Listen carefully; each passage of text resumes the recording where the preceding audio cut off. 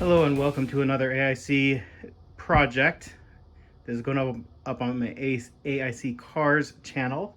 That channel doesn't have 1,000 subscribers yet. I'm not very far away. I'm over 500. If I could get to 1,000, that would be amazing. So please subscribe to this channel.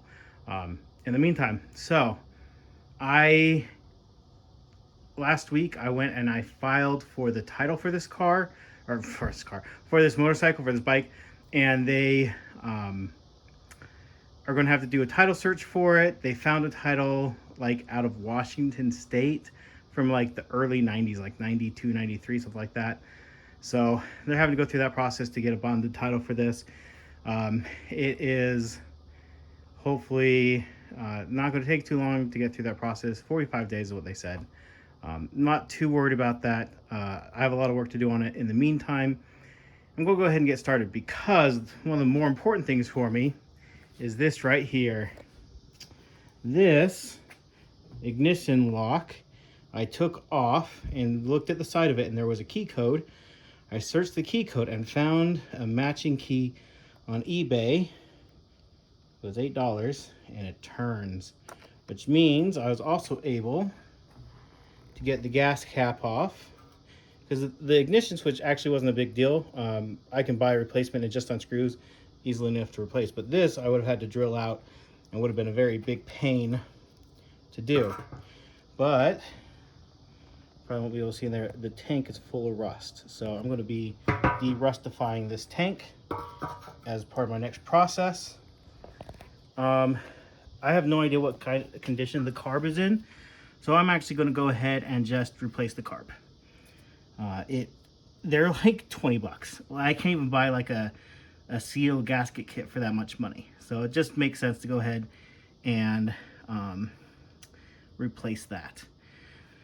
I have new tires and tubes coming. I have a new petcock because the petcock is broken, so I'm not going to reuse it. Another thing I'm going to do once I get the rust out of here is I'm going to clean this up the best of my ability, get rid of some of this chipped paint, and I'm actually going to hit it with some clear paint. So I'll take the badges off, clear coat this, clear coat those. I want to keep the patina, so I'm not going to repaint it or anything other than the clear like I did with my truck.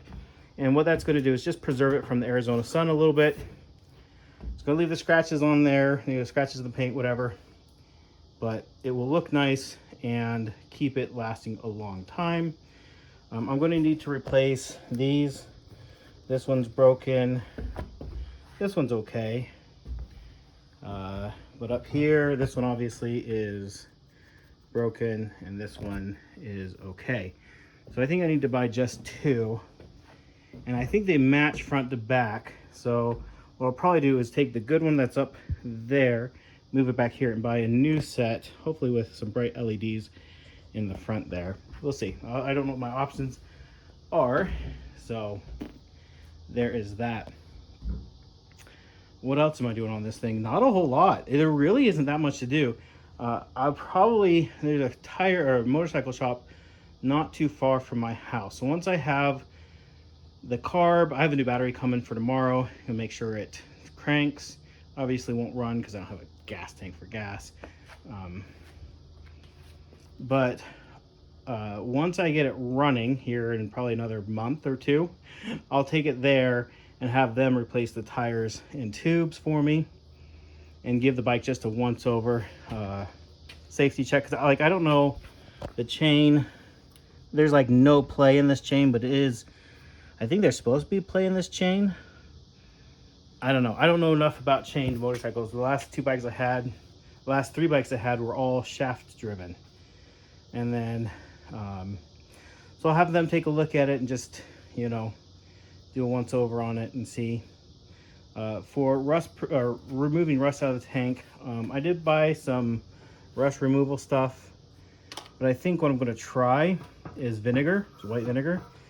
I'm going to have to seal off the bottom. Oh, excuse me. Sorry, the garage is a disaster right now because we're still in the process of moving. So this is where the petcock goes. I have this metal plate that's wide enough to cover that, but I'm going to have to drill out this hole a little bit wider and then just hit it with some silicone to cover this up. Hit this with maybe a little high grit sandpaper, like an 800 grit. Just clean this up a touch so it's nice and smooth. Get rid of the leftover rubber gasket from the broken petcock, and then I'll be able to put the white vinegar in here and let it sit. The reason why I'm doing the white vinegar is just because I don't know what I'm doing.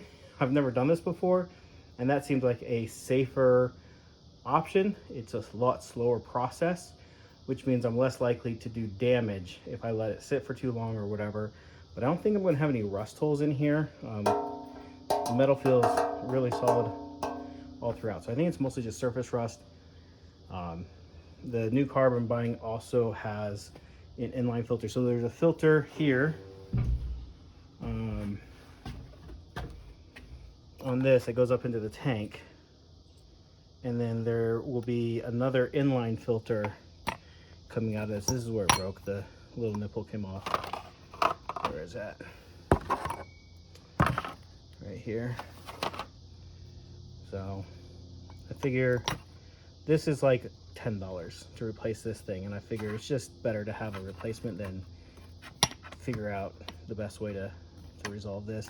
Plus, this doesn't really turn. It's really stiff, so I'm thinking it's full of gunk. I don't know. I may still fix this. We'll see. I'm not 100% sure what I'm going to do with this. So I did buy a replacement, but it's coming from China, so we'll see what quality it has, and then I'll at least need a new O-ring or something for this because that looks super dead. So anyways, that's what I got going on. If you have any thoughts, comments, questions, leave those down below. One thing I did learn about this bike, it is a 1983. I thought it was an 82, but it's an 83. I was born in 1983 as well, so this bike and I share a birth year. Anyways, thank you for watching. Hope you have an amazing day.